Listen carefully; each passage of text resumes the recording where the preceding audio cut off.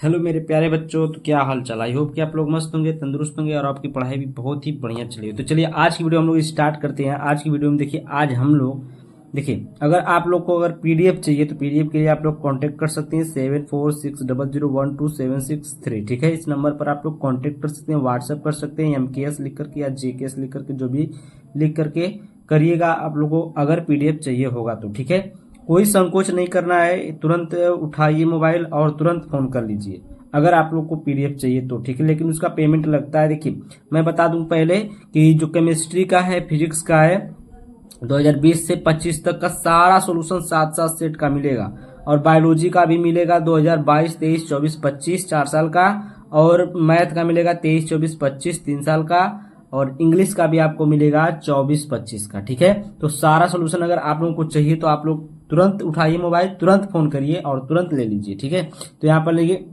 और हाँ, पेमेंट की बात करें तो पेमेंट 200 रुपये है। ठीक है, तो यहाँ पर देखिए कार्बोनिल समूह, ये क्वेश्चन देखिए प्रश्न नंबर 3 के ख तक हो चुका था, ये प्रश्न नंबर 3 का ग है। ठीक है, तो यहाँ पर देखिए ग वाला क्वेश्चन ने कह रहा है कार्बोनिल समूह तथा कार्बोक्सिलिक अम्ल की प्रकृति को समझाइए। कार्बोनिल समूह, ये देखिए आपको कोड बता दे 347 KB है। ठीक है, दूसरा सेट है, ये दूसरा सेट है। ठीक है, कार्बोनिल समूह क्या होता है, तो यहाँ पर देखिए कार्बोनिल समूह का मतलब है CO डबल बॉन्ड। ठीक है, C डबल बॉन्ड O है, यानी कि ये जो ये यहाँ से जो ऐसे बांड दिख रहा है, ये कार्बन से किसी कार्बन से जुड़ा हुआ है। ठीक है, जिसमें कार्बन परमाणु दो अन्य परमाणुओं से बंधा होता है। कार्बोनिल यौगिक जिसमें केवल हाइड्रोजन, एल्काइल या एरिल समूह कार्बोनिल कार्बन परमाणु से बंधे होते हैं। ठीक है, इसमें कह रहा है कि जो कार्बोनिल समूह का जो कार्बन परमाणु होता है ना, ये किससे बंधा होता है, दो अलग अलग परमाणुओं से, यानी कि देखिए यहाँ पर ऑक्सीजन से है तो यहाँ पर कार्बन से होगा। ठीक है, बना होता है। एल्डिहाइड या कीटोन कहलाते हैं। ये क्या कहलाते हैं, एल्डिहाइड या कीटोन कहलाते हैं। तो इसको हम लोग कीटोन कहेंगे। अगर इसमें H लग जाएगा तो ये एल्डिहाइड होगा। ठीक ना, RCHO एल्डिहाइड हो गया, RCOR क्या हो जाएगा, कीटोन हो जाएगा। ठीक है, एल्डिहाइड में एक हाइड्रोजन परमाणु और एक एल्काइल या एरिल समूह का कार्बोनिल एरिल समूह कार्बोनिल कार्बन परमाणु बंधा होता है। ठीक है, बंध नहीं, बंधा होता है। तो यहाँ पर देखिए एल्डिहाइड में क्या होता है कि एक कार्बन परमाणु होता है। ठीक है, एक हाइड्रोजन परमाणु होता है और एक ऑक्सीजन होता है, और एक एरिल या एल्काइल ग्रुप हो सकता है। एरिल का मतलब कोई रिंग वाला हो सकता है, या फिर कोई जो खुला चयन होता है वो हो सकता है। ठीक है, अब देखिए यहाँ पर कार्बोक्सिलिक समूह, कार्बोक्सिलिक समूह देखिए, कार्बोक्सिलिक समूह जो होता है ये RCOOH होता है। देखिए यहाँ पर जो बांड इस तरीके से आपको दिख रहा है, यहाँ पर कोई कार्बन जुड़ा हुआ है। ठीक, कार्बनिक यौगिकों में एक महत्वपूर्ण कार्यात्मक समूह है। यह एक कार्बन परमाणु से जुड़े दो ऑक्सीजन परमाणुओं से बनता है। ठीक है, ये क्या होता है कि दो ऑक्सीजन परमाणु से जुड़ा होता है और एक कार्बन परमाणु से जुड़ा होता है, इसमें एक हाइड्रोजन भी होता है। तो इसको हम लोग क्या बोलते हैं, कार्बोक्सिलिक अम्ल बोलते हैं। परमाणु, यह एक कार्बन परमाणु से जुड़ा दो ऑक्सीजन परमाणुओं से बनता है, जिनमें से एक डबल बॉन्ड द्वारा और दूसरा सिंगल बॉन्ड द्वारा जुड़ा होता है। जैसा कि संरचना यहाँ पर देखिए आप लोग, यहाँ पर देखिए COOH है, यहाँ पर C देखिए एक डबल बॉन्ड से ऑक्सीजन से जुड़ा है और दूसरा जो है एल्कोहल OH ग्रुप है, तो यहाँ पर सिंगल बॉन्ड से जुड़ा हुआ है। जैसा कि मतलब इसमें लिखा हुआ उसी प्रकार से संरचना को समझाना है, ज्यादा कुछ नहीं। यहाँ पर देखिए प्रश्न नंबर 3 का घ आ गया है।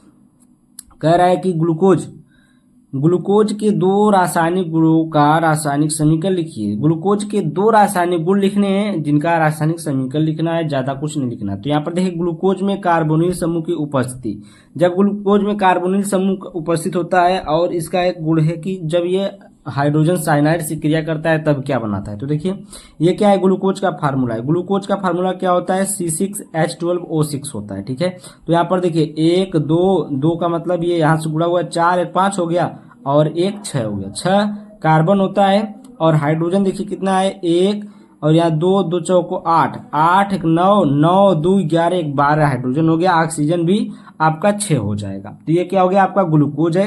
ग्लूकोज हाइड्रोजन साइनाइड से जब क्रिया करता है तो यहाँ पर देखिए क्या बनता है, यहाँ पर जो एक ऑक्सीजन ग्रुप है, ये ऑक्सीजन ग्रुप क्या करेगा, कि यहाँ से एक बांड उठाएगा और ये बांड उठाएगा तो ये हाइड्रोजन को जोड़ेगा और साइनाइड जो है सीधा कार्बन से जुड़ेगा। तो यहाँ पर देखिए आपका ग्लूकोज साइनोहाइड्रिन बन जाएगा। क्या बन जाएगा? ग्लूकोज साइनोहाइड्रिन बन जाता है। ठीक है प्यारे बच्चों, यहाँ तक आपको बढ़िया समझ में आया होगा। देखिए यहाँ पर कुछ नहीं होता है, यहाँ पर क्या होता है, ये जो ऑक्सीजन है ये अपना बांड उठा लेता है। जब इस पर से बांड इस पर आ जाएगा तो इस पर निगेटिव चार्ज आ जाएगा, इस पर पॉजिटिव चार्ज आएगा। और ये हाइड्रोजन और साइनाइड में क्या होता है कि हाइड्रोजन जो होता है ये अपना बांड इधर दे देता है, साइनाइड पर माइनस चार्ज होता है, इस पर पॉजिटिव। अब देखिए इस पर निगेटिव है और इस पर पॉजिटिव है तो ये पॉजिटिव निगेटिव एक हो जाएंगे, और इस पर पॉजिटिव है और इस पर निगेटिव है तो ये वाला एक हो जाएंगे। तो ये दोनों बांड ऐसे से जुड़ जाते हैं और बाकी सब नीचे का चीज वही रहेगा। ठीक है, तो इसको हम लोग नाम देते हैं ग्लूकोज साइनोहाइड्रिन। साइनोहाइड्रिन क्यों? क्योंकि इसमें साइनो हाइड्रोजन साइनाइड जुड़ जाता है, इसलिए इसको साइनोहाइड्रिन नाम दे दिया जाता है। ठीक है, यहाँ तक आपको समझ में आया। आगे देखिए दूसरा गुण है इसका, ग्लूकोज में CHO समूह की उपस्थिति। जब इसमें CHO समूह की उपस्थिति होती है तब ये क्या होता है, देखिए यहाँ पर देखिए CuO है ना, Cu का इसको क्या बोलते हैं? कॉपर ऑक्साइड बोलते हैं, इसको बोलते हैं कॉपर ऑक्साइड। तो यहाँ पर देखिए CHO ये और CHOH का 4 है और CH2OH ये ग्लूकोज है और ये आपका CuO है। ठीक है, तो ये विलियन है और ये देखिए दोनों का जब रिएक्शन कराया गया है तो यहाँ पर देखिए जो ये ऑक्सीजन है, ये ऑक्सीजन कहाँ पर गया है? यहाँ पर ही गया। तो ये ऑक्सीजन एक बढ़ गया है तो इसमें क्या आ जाता है आपको देखिए COOH, CHOH का 4 और CH2OH और ये आपका Cu2O यानी कि रजत दर्पण ये बन जाता है। मेन ये रजत दर्पण। ठीक है, तो रजत दर्पण बन गया। ठीक है, तो ये रिएक्शन था, ये क्या था? ग्लूकोज के दो रासायनिक गुण थे। ठीक है, दोनों के रासायनिक समीकरण थे। आप लोग इसको बढ़िया से लिख लीजिएगा। ठीक है, आगे चलते हम लोग। अब देखिए यहाँ पर क्वेश्चन नंबर 4 आ गया। 4 का क देख लीजिए। क्वेश्चन कह रहा है कि किसी ताप पर शुद्ध बेंजीन का वाष्प दाब जो है 0.850 बार है, 0.5 ग्राम अवाष्पशील विद्युत अनपघटित ठोस को 39 ग्राम बेंजीन यानी कि जिसका मोलर द्रव्यमान आपको दिया गया है 78 ग्राम प्रति मोल में घोला गया, प्राप्त विलयन का वाष्प दाब 0.845 बार है। ठोस के मोलर द्रव्यमान की गणना कीजिए। क्या करना है? मोलर द्रव्यमान। मोलर द्रव्यमान का मतलब आप लोग समझ सकते हैं, थोड़ा सा बाहर से हल्ला आ रहा है, शोर हो रहा है। ठीक है, मेहमान हैं तो वहां पर कुछ हो रहा है शोर। तो यहाँ पर देखिए मोलर द्रव्यमान निकालने का मतलब है यम का मान निकालना है। ठीक है, मोलर द्रव्यमान मतलब यम का मान निकालना है, मॉलिक्यूलर मास निकालना है। ठीक है, तो यहाँ पर देखिए जो जो मान दिया पहले हम लोग वो मान रख लेते हैं। तो यहाँ पर देखिए क्या क्या है, तो यहाँ पर देखिए यम का कैपिटल यम का मान 78 ग्राम प्रति मोल दिया है मान यहाँ पर।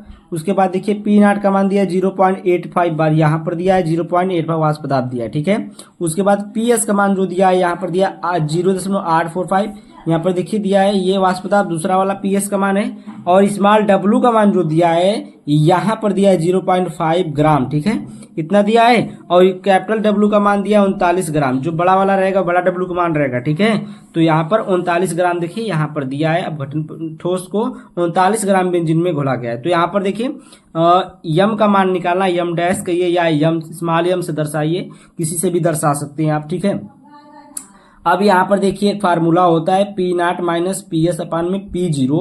ये किसका होता है फार्मूला? राउड के नियम का। इक्वल टू होता है स्मॉल डब्ल्यू इंटू में कैपिटल एम इंटू अपान में पूरे के बटे क्या हो जाएगा? Capital W into small M हो जाएगा। ठीक, कुछ नहीं करना है, बस मान रखना है आपको। बस ये आना चाहिए कि जो सवाल है, सवाल में क्या क्या पूछा है, क्या क्या दिया है और कौन सा फार्मूला लगेगा कि ये सवाल लग जाएगा। ठीक है, बस इतना आ गया तो आप लोग को कोई नहीं रोक सकता है सवाल को हल करने में, और सही से हल करेंगे। तो यहाँ पर देखिए हम जैसे हल करें वैसे बता देंगे आपको कुछ नहीं करना है, बस फार्मूला रखना है। फार्मूले की जगह पर क्या रखना है आपको?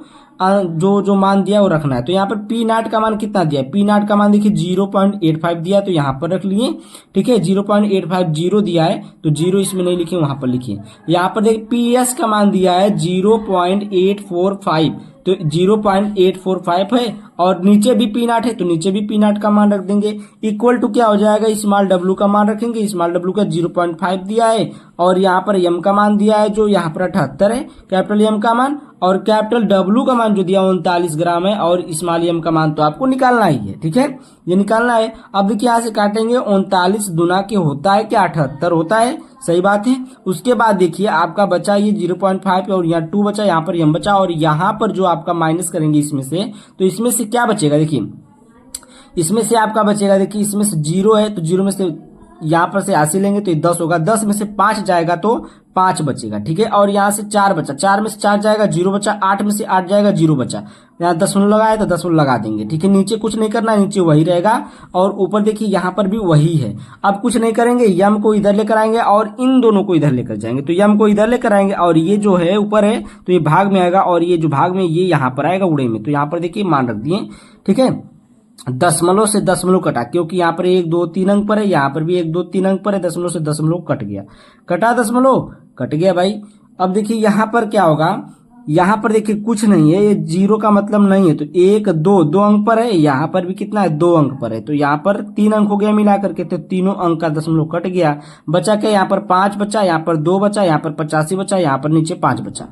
5 से 5 कैंसिल कर देंगे, 85 दूना के 170 आपका आंसर हो जाएगा। क्या हो जाएगा, यम बराबर 170 ग्राम प्रति मोल आ जाएगा आपका आंसर, एकदम राइट आंसर है, कहीं से भी कोई भी गलती नहीं हुई है। ठीक है, तो अगर आप लोग को वीडियो अच्छी लग रही है तो वीडियो को लाइक, चैनल को सब्सक्राइब करते रहिए, और अपने दोस्तों को भी शेयर कर दीजिएगा जिसको आप चाहते हैं कि अच्छा नंबर बेचारा लेकर आए।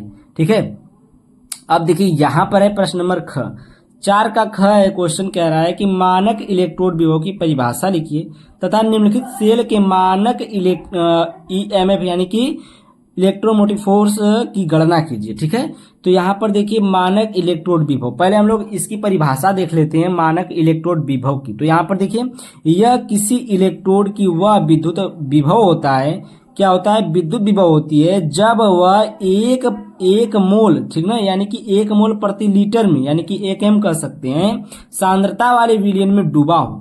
तो यह क्या होता है, एक मान होता है। ठीक है, क्या होता है, एक मान होता है जब वह एक मोल प्रति लीटर में सांद्रता वाले विलयन में, उसमें कितनी सांद्रता होना चाहिए, 1 मोल प्रति लीटर क्या होना चाहिए, सांद्रता होना चाहिए, उसमें क्या हो, डूबा हो। ठीक है, और एक एटीएम दाब पर, मतलब इसका जो प्रेशर है, जो दाब हो, वो एक ही एटीएम होना चाहिए, वायुमंडलीय दाब जो है 1 होना चाहिए। ठीक है, हाइड्रोजन गैस के साथ एक मानक हाइड्रोजन इलेक्ट्रोड के सापेक्ष मापा गया हो जिसका विभव 0 माना जाता है, उसी को हम लोग क्या कहते हैं, मानक इलेक्ट्रोड विभव कहते हैं। ठीक है, तो ये आपको इतना लिख लेना है। उसके बाद हम लोग आगे चलते हैं।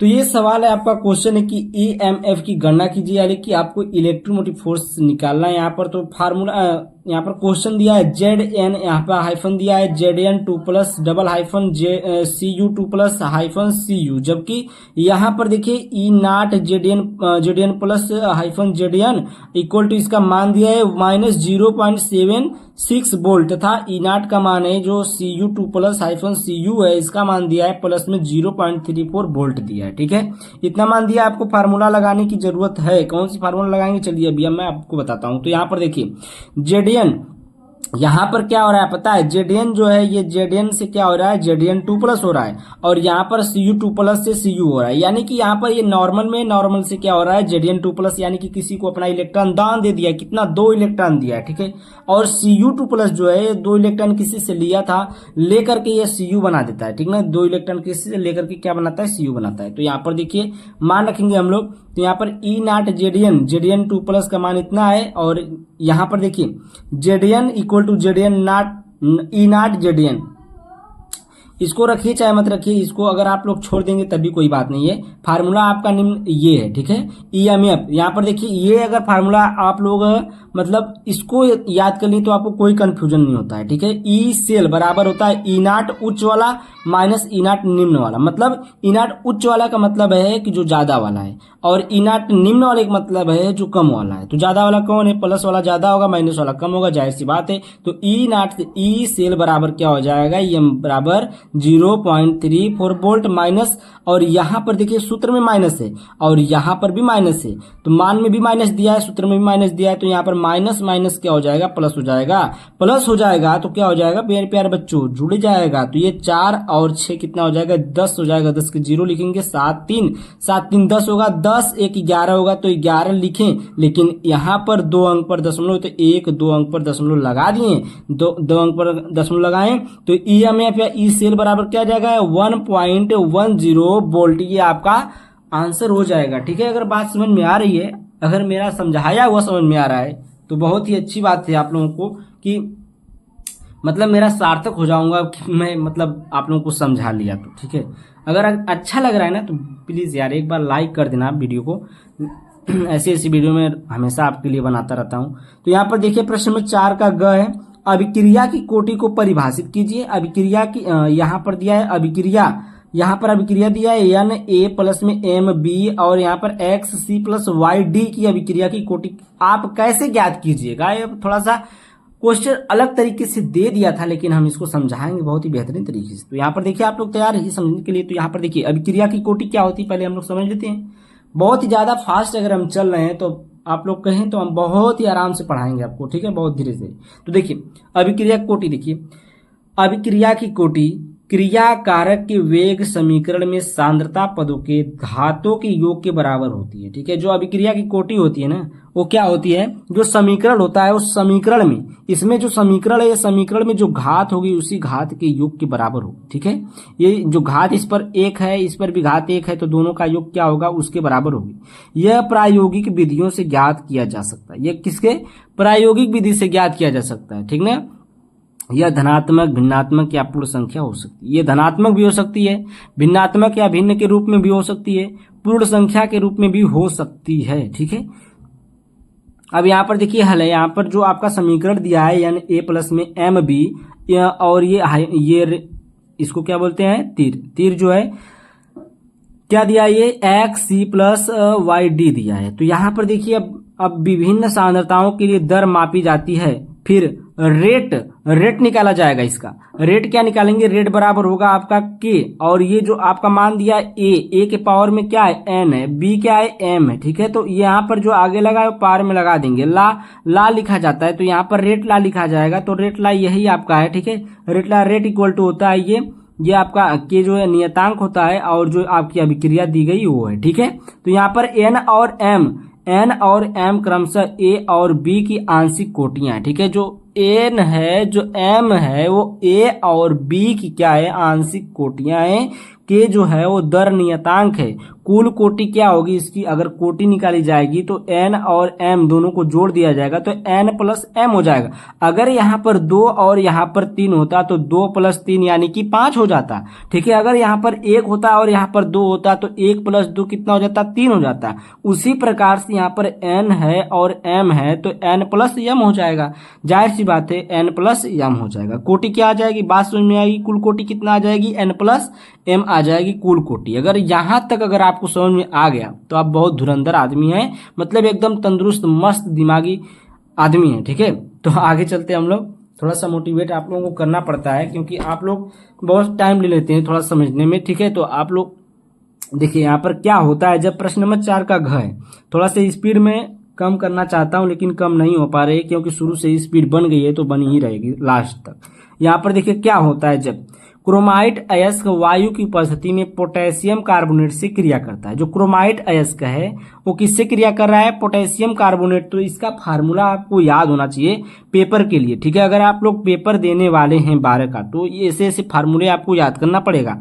क्रोमाइट अयस्क हो गया, पोटेशियम कार्बोनेट हो गया, पोटेशियम नाइट्रेट हो गया, इस प्रकार से हाइड्रोजन साइनाइड हो गया। इस प्रकार से सारे फार्मूले आप लोग याद कर ले, मतलब एक कॉपी पर सारा फार्मूला लिख लीजिए और उसको याद कर लीजिए। अगर आप लोग को चाहिए फार्मूला तो हम फार्मूला का भी वीडियो, एक शॉर्ट वीडियो डाल देंगे जिसमें सारा फार्मूला रहेगा, आप लोग याद कर सकते हैं। ठीक है, यहाँ पर देखिए क्रोमाइड अयस्क है FeCr2O4 इसका फार्मूला होता है। क्या होता है? FeCr2O4 इसका फार्मूला होता है, प्लस में K2CO3 ये क्या है? आपका पोटेशियम कार्बोनेट है।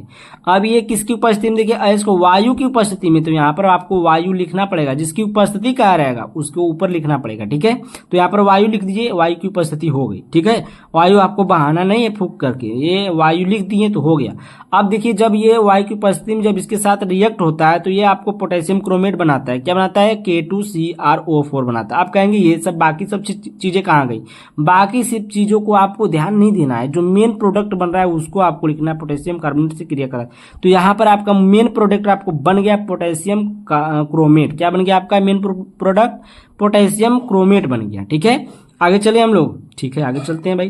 देखिए दूसरा पॉइंट है पोटेशियम डाइक्रोमेट सल्फ्यूरिक अम्ल की उपस्थिति में फेरस सल्फेट से क्रिया करता है। अब देखिए यहाँ पर जो है कि जो पोटेशियम डाइक्रोमेट है सल्फ्यूरिक अम्ल की उपस्थिति में किससे क्रिया करने जा रहा है? तो फेरस सल्फेट से। कह रहा है कि भाई हम और तुम दोनों क्या करते हैं? आपस में रिएक्शन कर लेते हैं और आपस में रिएक्शन करके देखते हैं क्या बनाते हैं। तो यहाँ पर देखिए पोटेशियम डाइक्रोमेट है, सल्फ्यूरिक अम्ल का मतलब है H+ की उपस्थिति है। ठीक है, H+ की उपस्थिति, H+ का मतलब ये हो गया सल्फ्यूरिक अम्ल। ठीक है, उपस्थिति में फेरस सल्फेट, फेरस सल्फेट का मतलब आपका F2+, जिसमें से आयनों की संख्या ली गई है, ओनली आयन लिए गए हैं। ठीक है, जो कि पूरा हम लोग फार्मूला नहीं लिखे हैं इसमें, जैसे हम इसको कहीं से लिखे हैं तो ये इसी प्रकार से था। ठीक है, तो हम आपको समझा देंगे। ये आपका पोटेशियम कार्बोनेट, यहाँ पर 2- का मतलब ये है। देखिए यहाँ पर मैं आपको बता दूं कि यहाँ पर 2- का मतलब ये है कि यहाँ पर K2Cr2O7 होगा। ठीक है, प्लस में यहाँ पर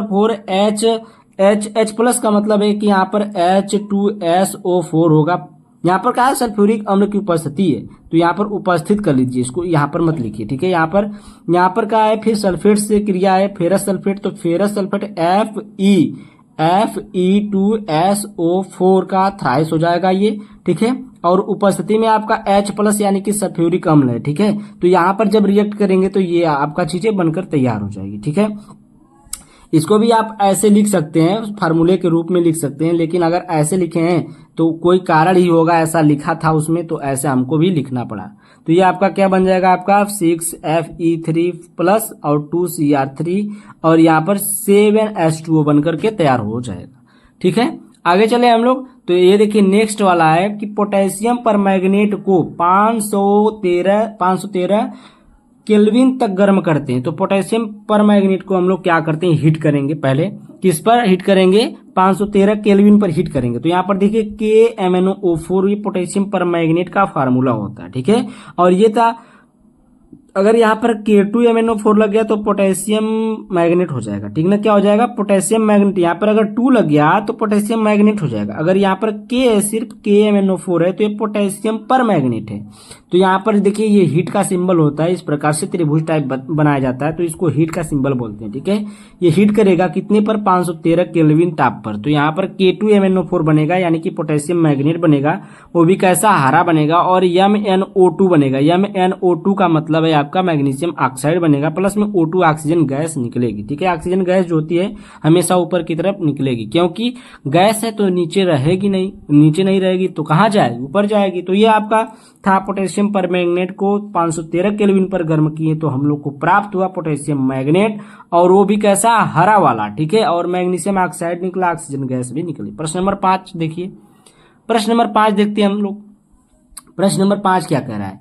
देखिए मोलर चालकता को समझाइए, और यहां पर दे दिया है कि 0.02 मोल लीटर इनवर्स KCl विलियन भरे सेल का प्रतिरोध 480 ओम है, तो विलियन की मोलर चालकता ज्ञात कीजिए। सेल स्थिरांक दिया है 1.29 सेंटीमीटर इनवर्स।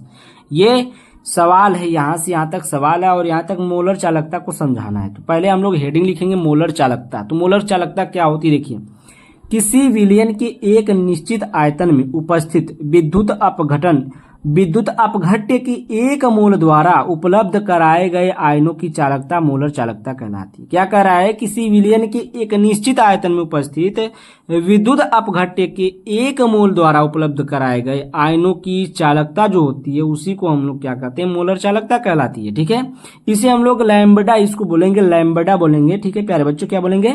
लैम्बडा एम बोलेंगे। लैम्बडा एम से क्या करते हैं? इसको प्रदर्शित करते हैं। दिया है यहाँ पर देखिए, यहाँ पर जो क्वेश्चन है, क्वेश्चन में दिया m equal to 0.02 mole litre inverse दिया है यहाँ पर। ठीक है, यहाँ पर जो मान दिया, m का मान दिया, r का मान दिया है, ओम कितना ओम दिया है, प्रतिरोध कितना दिया है, 480 ओम दिया है। उसके बाद जी स्टार जो आपका है ये क्या है आपका? जी स्टार देखिए कितना, ए 1.29 सेंटीमीटर यहाँ पर सेल स्थिरांक दिया। ठीक है, और लैम्बडा एम का मान आपको क्या करना है? ज्ञात करना है लैम्बडा एम का मान। तो यहाँ पर देखिए हम लोग चलते हैं नेक्स्ट पेज पर, उसको ज्ञात कर लेते हैं।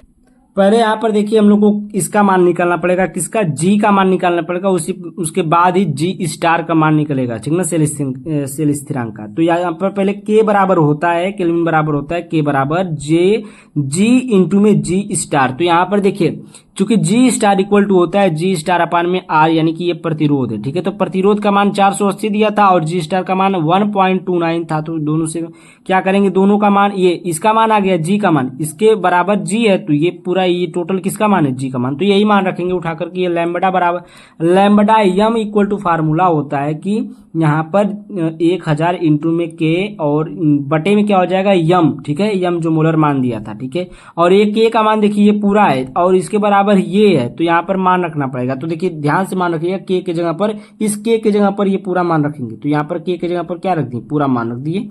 ठीक है, के की जगह पर 1.29 और बटे में 480 और यम का मान जो आपको दिया था वो उधर पीछे 0.02 दिया था। ठीक है, तो यहाँ पर एक जीरो से एक जीरो काट लीजिए और एक दो अंक पर दशमलव, तो एक दो अंक पर दशमलव काट लीजिए, कट गया। उसके बाद देखिए 48 दुना के 96 हो गया और 129 बचा। 129 में 100 से गुणा करेंगे तो कितना हो जाएगा? 12900 हो जाएगा। तो लैम्बडा एम इक्वल टू 12900 बटे में 96 आ गया और 96 से जब हम लोग भाग करेंगे तो लैम्बडा इक्वल टू आ जाएगा, लैम्बडा एम इक्वल टू आ जाएगा 134.375 ओम इनवर्स सेंटीमीटर स्क्वायर और मोल इनवर्स। ये आपका क्या आ जाएगा? आंसर आज आएगा। तो वीडियो काफी लंबी हो चुकी है, ठीक ना, 25-26 मिनट की वीडियो हो चुकी है। तो मैं कोशिश करूंगा कि अब जो है नेक्स्ट वीडियो में आपको प्रोवाइड कराया जाए प्रश्न नंबर 5 से लेकर के 5 का ख से लेकर के आपको प्रश्न नंबर 6 तक के वीडियो को प्रोवाइड कराएंगे हम लोग नेक्स्ट वीडियो में। ठीक है, तो अगर आप लोग को वीडियो मेरी अच्छी लगती है, वीडियो को लाइक, चैनल को सब्सक्राइब करके जाइएगा। ठीक है, thank you, bye bye for watching my video.